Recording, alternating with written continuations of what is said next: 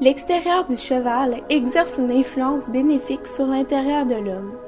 Winston Churchill. Explorons cette influence bénéfique qu'a eu le cheval chez les Premières Nations.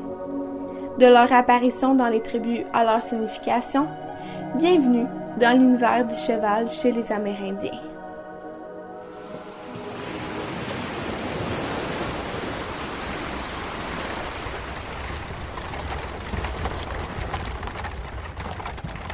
En Amérique, c'est au 15e siècle que Christophe Colomb et ses hommes ont introduit le cheval.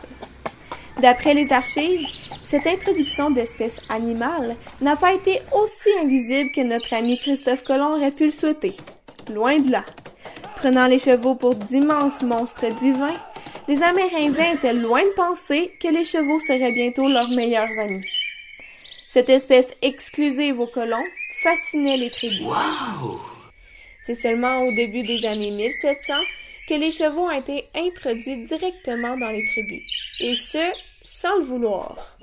Effectivement, c'est suite à une révolte que les Espagnols ont quitté la région du sud-ouest. Les Espagnols laissèrent donc derrière eux plusieurs chevaux que les tribus ont adoptés. Vous diriez que les Amérindiens étaient mêlés dans leurs espèces animales, et vous auriez un peu raison. Parce qu'en fait, ceux-ci prénommaient les chevaux Big Dog. Oui, gros chien.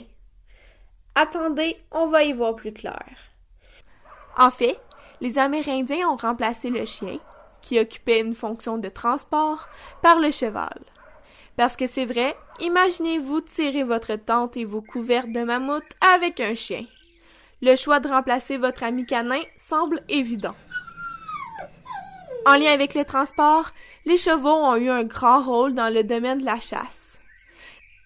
Encore là, imaginez-vous chasser à pied et devoir guider un seul bison à la fois vers une falaise. Pas facile. Le cheval chez les Amérindiens était synonyme de puissance et de richesse, tellement que les tribus ne cessaient de se voler leur monture. Une famille fortunée pouvait posséder jusqu'à 30 chevaux. Vous pouvez tenter cette technique de nos jours, mais ça va vous coûter beaucoup de foin et beaucoup de carottes.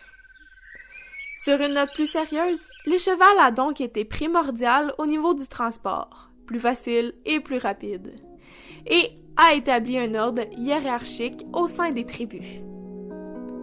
Pas surprenant que le cheval les a autant influencés, puisque nous pouvons encore remarquer cette grande influence. Juste à penser à la Mustang, automobile très en vogue, et aussi à souligner le fait que nous mesurons encore la capacité de nos moteurs en chevaux vapeur. Naya,